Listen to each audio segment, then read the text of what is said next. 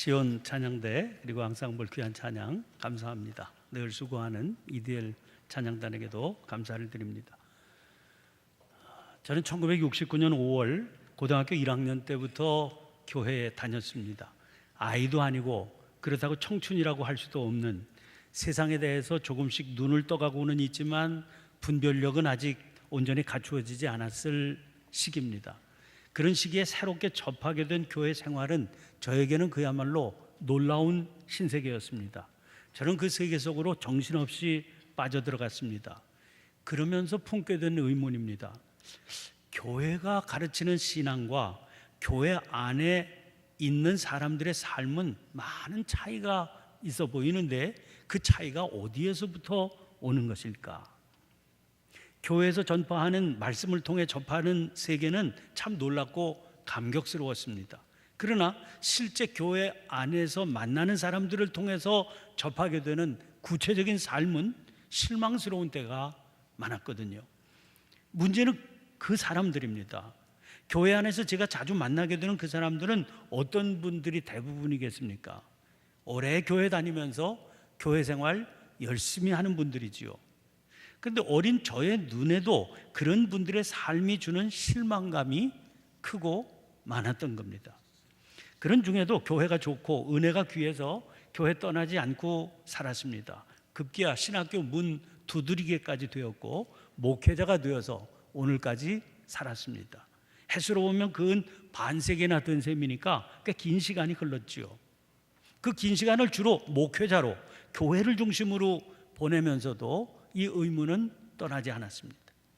그러면서 제 나름대로 답을 찾았다고 생각하기도 했습니다. 주로 많이 하는 말들 있지 않습니까? 사람 보지 말고 하나님 바라봐야 돼. 또 완전한 사람은 없지. 누구나 죄인이고 그래서 선줄로 생각하면 넘어지는 거야. 이런 정도의 말들입니다. 그런데 얼마 전에 이 문제를 집중적으로 다루고 있는 아주 좋은 책을 한 권 만나게 됐습니다. 레리 오스본 목사님이 쓴 당신의 열심이 위험한 이유라고 하는 책입니다. 이 책에 붙어있는 부제가 현대의 바리새 신앙에 대한 경고입니다. 한마디로 오늘 이 시대 우리들 안에 있는 바리새적인 모습을 돌아보게 하는 책입니다. 그 책을 통해서 도전받은 내용을 제 시각에서 한번 정리해 보게 됐습니다. 교회를 조금 다녔고 성경을 조금만 읽은 분이라고 그래도 바리새인 꽤 익숙한 단어죠. 그런 분들에게 이 단어가 어떤 사람을 떠올리게 할까요? 위선적인 사람 아닙니까? 또 편협한 고집을 부리고 거드름 피우기 좋아하는 사람들 아니겠습니까? 그만큼 바리새인이라고 하는 단어가 우리에게 주는 강한 부정적인 이미지가 있습니다. 그런데 빌립보서 3장에서 우리는 의외의 말씀을 만나게 됩니다. 3장 4절입니다. 그러나 나도 육체를 신뢰할 만하며 만일 누구든지 다른 이가 육체를 신뢰할 것이 있는 줄로 생각하면 나는 더욱 그러하리니. 여기 등장하는 육체를 공동 번역은 세속적인 것이라고 옮겼습니다. 그러니까 사도 바울은 사람들이 자랑스럽게 생각하는 세속적인 조건들을 말합니다. 그런 것으로 내세울 만한 것 찾아본다고 그러면 자기는 다른 누구보다도 더 많다고 할 수 있다. 그런 얘기입니다. 이 4절 말씀에 이어지는 5절은 이렇습니다. 나는 8일 만에 할례를 받고 이스라엘 족속이요 베냐민 지파요 히브리인 중에 히브리인이요 율법으로는 바리새인이요. 여기 등장하는 자랑스럽게 내세울 내용 중 하나가 자기가 바리새인이라는 거예요. 그럼 조금 이상하지 않습니까? 율법으로는 바리새인이라고 하는 사실이 우리가 생각하듯 부끄러워할 게 아니고 육체를 신뢰할 만한 것이라고 하는 것 아닙니까? 여기서 뭘 알 수 있는지요?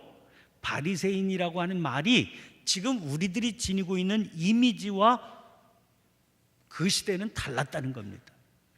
당시에는 바리새인 그러면 누구에게나 자랑스럽게 내세울 만한 것이었거든요. 그만큼 바리새인들은 영적으로 탁월한 사람들이었습니다. 하나님을 열심히 섬기는 사람, 철저히 헌신적인 사람들입니다. 사람들은 그들이 스스로를 자랑스럽게 내세울 만해 이렇게 생각했습니다. 그렇지 못한 사람들 앞에서 저 사람들은 자기를 자랑스럽게 여길 만해 그렇게 인정했습니다. 그만큼 바리새인이라고 하는 게 존경스러운 존재들이었습니다. 바로 이것이 예수님께서 바리새인을 표적으로 삼으신 이유지요. 예수님께서 바리새인들을 당신 말씀에 등장시키신 대표적인 말씀이 산상수훈입니다. 그 설교의 흐름은 이렇게 전개됩니다. 마태복음 5장 17절 말씀 보세요. 내가 율법이나 선지자를 폐하러 온 줄로 생각하지 말라. 폐하러 온 것이 아니요 완전하게 하려 함이라. 그러니까 율법은 반드시 지켜야 되는 겁니다. 그리고 이어지는 20절입니다. 내가 너희에게 이르노니 너희 의가 서기관과 바리새인보다 더 낫지 못하면 결코 천국에 들어가지 못하리라. 율법 지키는 거 그러면 선뜻 떠오르는 게 서기관 바리새인 아닙니까? 세상에 그들을 따라갈 사람이 누가 있겠습니까? 그런데 율법 제대로 지킨다는 것은 그들보다도 더 의로워야 된다는 거예요. 그러면 결론은 뭐겠습니까? 누구도 못한다는 겁니다. 즉 행위로는 불가능한 기준이다 하는 겁니다. 제일 먼저 예를 들어 말씀하신 게 살인하지 말라는 거예요. 어떤 게 살인입니까? 주님은 형제에게 노하거나 욕하는 것도 다 살인하는 거다. 그 다음으로 말씀하신 게 간음인. 주님은 음욕을 품고 여자를 보는 자마다 마음에 이미 간음하였다 그러세요. 그러면서 그런 죄를 저질렀다면 그런 죄를 짓게 한 눈이 있으면 그 눈 빼버려야 된다 그러셔요. 주님께서 말씀하신 내용이 모두 이런 식입니다. 그러니 이런 식이라면 주님의 이 말씀을 털끝 하나 어기지 않고 지킬 수 있는 사람 누가 있겠습니까? 그런데 문제는 여러 명을 죽여야 살인은 아니지요. 단 한 명을 죽여도 살인 저지른 거 아닙니까? 만약 사람을 죽인 살인자가 나는 그래도 한 명밖에 안 죽였다 그러면서 여러 죽인 살인자를 경멸한다, 그러면 그거 얼마나 어처구니 없는 일이겠습니까? 주님께서 이런 식으로 말씀하신 이유는 분명해 보여요. 아무리 철저하게 계명을 지킨다고 그래도 자기의 행위를 통해서 율법의 완성을 이룰 수 있는 사람 아무도 없다는 거예요. 우리는 절대로 완전하게 의로울 수 없습니다. 하나님께서 요구하시는 거룩의 기준은 우리의 최선 그 너머에 있는 겁니다. 그런데 이 말씀이 실린 마태복음 5장 마지막 절 48절은 이렇게 되어 있습니다. 그러므로 하늘에 계신 너희 아버지 온전하신 것 같이 너희도 온전하라. 이것은요 절대로 불가능한 요구입니다. 사람들은 생각했을 거예요. 저런 요구라면 심지어 그 사람이 바리새인이라고 그래도 불가능하다. 바로 이 생각에 도달하게 하려는 게 예수님의 의도였죠. 사도 바울은 주님의 이 마음을 정확하게 이해한 사람입니다. 그 이해가 빌립보서 3장을 쓰게 한 거지요. 그는 자기가 율법으로는 바리새인이었다 그랬습니다. 그런데 3장 8절에 그리스도 예수를 아는 지식을 위하여 그런 것들을 배설물로 여긴다고 그랬어요. 여기 고상하게 배설물이라고 번역된 헬라말 스퀴발론이라고 하는 말은 찌꺼기 혹은 똥이라고 하는 말입니다. 텔레비 광고 중에 변비로 고생하는 분들을 위한 약품 광고를 봤습니다. 연세 높은 유명한 탤런트가 화장실에 앉아가지고 얼굴을 온통 찡그리면서 좀 나와 그렇게 외쳐요. 그러다가 약을 먹고 일이 해결됐죠. 그러니까 시원한 얼굴로 육회, 상쾌, 통쾌 이렇게 외쳐요.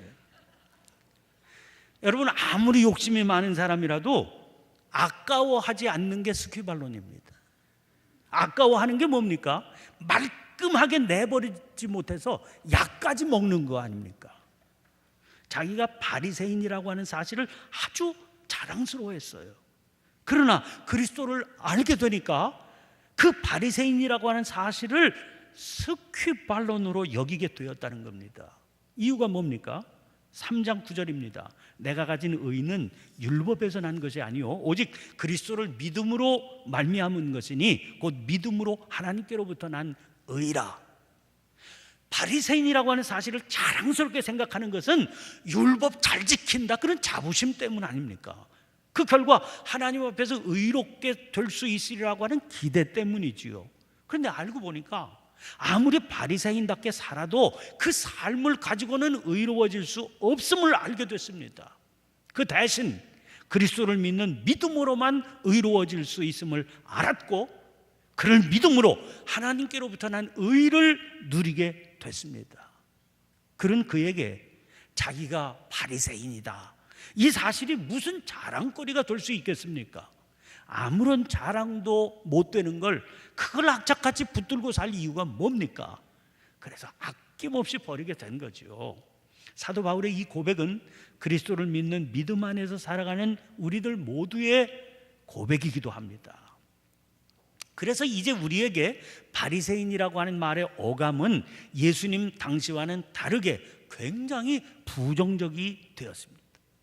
누구도 바리새인 되고 싶어 하지 않습니다. 그러니 자기가 바리새인이다 그렇게 생각하는 사람 아마 아무도 없을 겁니다. 자부하기는커녕 자기가 바리새인 같다고 여기는 그런 사람도 없을 거예요. 그러나 문제는 누군가를 바라보면서 저 사람은 왜 바리새인 같지? 그렇게 여기는 경우는 어떨까요? 더러더러 꽤 많을 것 같지 않아요? 이것이 바로 레리 오스본 목사님이 붙들게 된 문제의 뿌리입니다. 우리 중에 누구도 자기가 바리새인 같다 생각하지 않습니다. 그러나 실제로 저 사람은 바리새인 같다 그렇게 여기는 사람은 많은 겁니다. 그 말은 누군가가 나를 보며 저 사람 바리새인 같다 그렇게 여길 수 있다는 말이죠. 왜 이런 일이 일어나게 되는 거냐 하는 거예요. 오스본 목사님은 이런 현대의 바리새인을 가리켜서 우연한 바리새인 이렇게 부릅니다. 믿음에 냉담한 사람은요 바리새인 될 수 없습니다. 그는 하나님 사랑하는 사람입니다. 말씀을 사모하고 그 말씀 따라 살기에 최선 다하고 있습니다. 또 교회도 사랑하지요. 그래서 열성적으로 교회를 섬기고 있습니다. 근데 문제는 그 열심이 어긋나 있다는 거예요. 그런데 그 어긋남에 전혀 고의가 없습니다. 자기는 정말 열심히 최선을 다해서 잘 하고 있다 그렇게 스스로 굳게 믿고 있다는 겁니다. 그런데 그 결과가 끔찍합니다. 그 열심히 모든 걸 다 망쳐버립니다. 자기는 말할 것도 없고 주변 모든 사람에게 엄청난 아픔을 가져다 줍니다. 주님의 교회가 심각한 어려움에 봉착하게 됩니다. 자기는 하나님의 영광을 높이 드러내고 있다고 생각하지만 사실 하나님께서는, 그리고 하나님의 교회는 고통을 당하고 있습니다. 이거 어디에서부터 문제가 비롯된 것입니까? 그는 열정적으로 말씀을 연구하고 깊이 묵상합니다. 믿음에 소극적이고 냉담한 사람들이 보기에는 엄청난 영적인 수준에 도달한 것 같아 보입니다. 시편 119편 105절에 주의 말씀은 내 발의 등이요 내 길의 빛이니이다 그랬습니다. 그런데 그가 붙들고 있는 말씀은 자기 자신을 비추는 거울이 아닌 겁니다. 그가 붙든 말씀은 자기 발을 비추는 등이 아닌 겁니다. 자기의 길을 보게 하는 빛이 아닌 겁니다. 그 대신 그는 스스로에게 자기가 아닌 다른 사람들을 보호해야 될 영적 감시견의 의무를 부여했습니다. 자기가 생각하는 기준에 미치지 못한다고 판단이 되면 그래서 사정없이 소리를 높여서 비난하게 됩니다. 자기의 이런 열심이 주님을 기쁘시게 한다 그렇게 굳게 믿습니다. 그런데 문제는 주님은 그에게 그런 사명을 맡기신 적이 없다는 거죠. 물론 주님께서는 믿음의 도를 위하여 힘써 싸워라 말씀하셨습니다.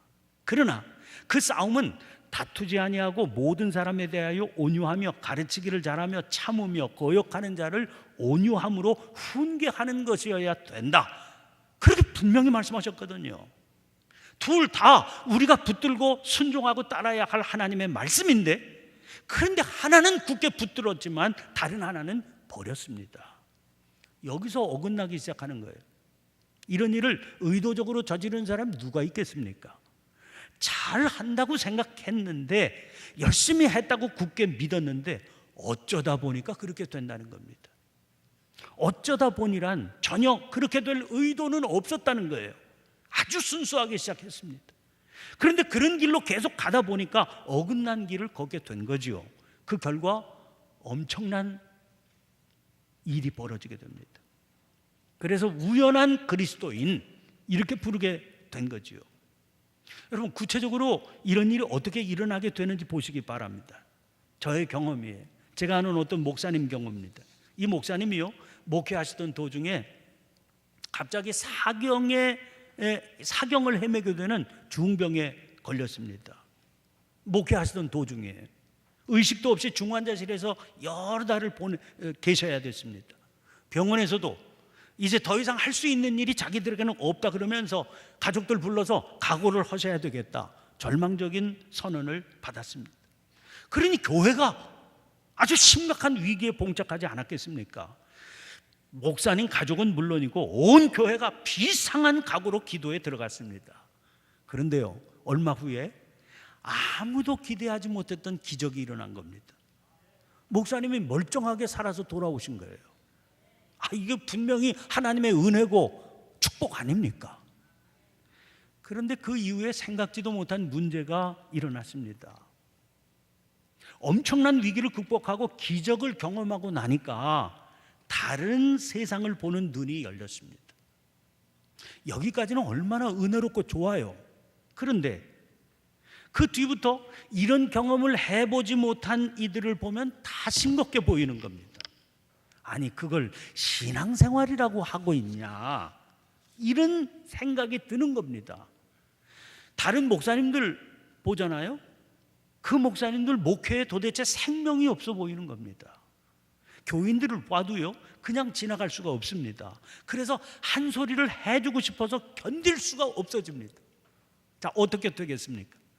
만나는 사람에게 만날 때마다 자기 경험합니다. 그리고 그 얘기 끝에는 자기의 속마음 감추지 않게 되겠지요. 은근이라도 정신 똑바로 차리고 제대로 해, 이런 말을 하고 싶어지지 않습니까? 시간이 가면 갈수록 사람들이 이분을 피하게 됐습니다. 그럴수록 목사님은 더 간절해지고 급기야 비난과 공격의 모습을 보이게 됐습니다. 여러분, 하나님의 역사는요, 참 다양하거든요. 기적적인 치유의 사건만 있는 건 아니지 않습니까? 영적인 깨달음도 있고요, 날마다 새롭게 눈떠가게 하는 묵상의 감격도 있지 않습니까? 중병에서 기적적으로 살아 돌아오는 기적도 있지만, 그만 병에 걸려 죽었어도 낙심하지 않고 새 생명의 빛을 보는 그런 기적도 있지 않습니까? 사람과 사람 사이에서 일어나는 관계의 기적 같은 것도 무시할 수 없거든요. 그러나 이 목사님의 경우에는 자기의 경험이 워낙 강렬했기 때문에 다른 것들은 전혀 보이지가 않는 겁니다. 자기 경험만 진짜 같으니까 다른 것들은 영 시답게 여겨지지 않는 거죠. 목사님이 나쁜 의도를 가지고 그 길을 걷게 된 건 아닙니다. 그야말로 어쩌다 보니까 그렇게 된 겁니다. 우연한 바리새인 이렇게 만들어지는 겁니다. 비단 기적적인 치유만이 아닙니다. 영적인 큰 충격을 주는 선교지 답사가 될 수 있습니다. 어떤 책을 읽고 받은 감동일 수도 있고, 성경 공부 혹은 소그룹 모임의 경험일 수도 있습니다. 그런 것들을 통해서 커다란 변화를 경험하지요. 열심히 그 길을 걷게 됩니다. 그러다가 우연히 뒤처지는 사람이 보이는 겁니다. 자기와 같은 길에 함께하지 않는 그 사람에 대해서 큰 실망감이 찾아오게 되는 거지요. 이 순간이 참 위험한 겁니다. 그 실망감이 그에 대한 혐오나 경멸로 나타날 수 있기 때문입니다. 그 순간 길이 어긋나기 시작하는 겁니다. 그 마음은 시간이 갈수록 오만함으로 나타나게 돼요. 자기에게 옳은 것이 사랑과 자비와 온유함보다 더 중요해지는 겁니다. 그리고 돌이킴 없이 그 길로 계속 치닫게 되면 어느새 우연히 바리새인이 되어 있는 겁니다. 자, 오늘 본문 말씀 보세요. 오늘 본문 말씀은 비유입니다. 그런데 이 비유는 특정한 누군가에게 들으라고 하신 비유다, 이렇게 밝혀주고 있습니다. 그게 어떤 사람입니까? 자기를 의롭다고 믿고 다른 사람을 멸시하는 자들입니다. 누가 노골적으로 자기가 그런 사람이다 그렇게 생각하겠어요? 그러나 이 비유를 들어보면 자기가 그런 사람인지 아닌지가 드러납니다. 두 사람이 성전에 기도하러 올라갔어요. 하나는 바리새인, 하나는 세리입니다. 바리새인은 서서 따로 기도합니다. 하기는 바리새라고 하는 말 자체가 분리된 사람, 구분된 사람이라고 하는 뜻이니까 그가 따로 서서 기도하는 건 당연해 보입니다. 그가 기도하는데 감사가 먼저 등장합니다. 그런데 감사의 내용이 뭡니까? 다른 사람들 곧 토색, 불의, 간음하는 자들과 같지 아니하다 하는 겁니다. 게다가 그 다음은 더 가관입니다. 이 세리와도 같지 아니함을 감사하니, 그냥 세리와 같지 않다 하는 게 아니라 이 세리, 지금 성전에 같이 기도하러 올라간 그 사람을 지목하면서 얘기하는 거죠. 이게 참 무서운 표현 아닙니까? 누군가를 정죄하고 평가하는 그의 눈을 보여주는, 무엇이 그로 하여금 그런 마음 갖게 했을까요? 12절입니다. 일에 2번씩 금식하고 또 소득의 11조를 드린다는 이유입니다. 사실은요, 그건 하나님의 백성에게 요구되는 당연한 계율입니다. 자기가 생색낼 일이 아니다 그런 말입니다. 그러나 그는 그것을 들어서 스스로 자기는 의롭다 이런 평가를 내리고 있는 겁니다. 그에 비해서 세리는 아무것도 내세우지 못합니다. 감히 눈을 들어 하늘을 쳐다보지도 못합니다. 다만 가슴을 치며 아파합니다. 그가 드릴 수 있는 기도의 내용은 간단합니다. 하나님이여 불쌍히 여기소서, 나는 죄인이로소이다. 여기서 분명한 사실이 드러나지요. 하나님을 향한 그의 믿음은 남을 평가하고 정죄하는 잣대가 아니라 자기를 바라보는 거울이라고 하는 겁니다. 이 비유를 주시면서 주님께서 내리시는 결론입니다. 14절입니다. 저 바리새인이 아니고 이 사람이 의롭다 하심을 받고, 여기도 저 이가 등장하지 않습니까? 그의 집으로 내려갔느니라.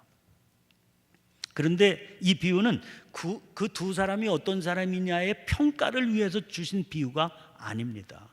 끝은 이렇게 끝나요. 무릇 자기를 높이는 자는 낮아지고 자기를 낮추는 자는 높아지리라. 여기 무릇을 공동번역, 새번역 모두 누구든지 이렇게 옮기고 있습니다. 여기 예외가 없다는 거예요.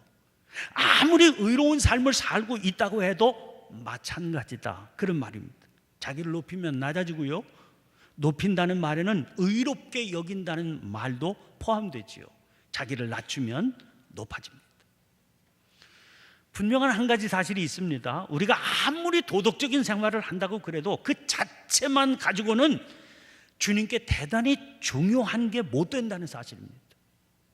종교적인 열심도 또한 마찬가지입니다. 그보다는 하나님 앞에 자신을 낮추고 겸손한 것이 훨씬 더 중요한 가치를 갖는다는 겁니다.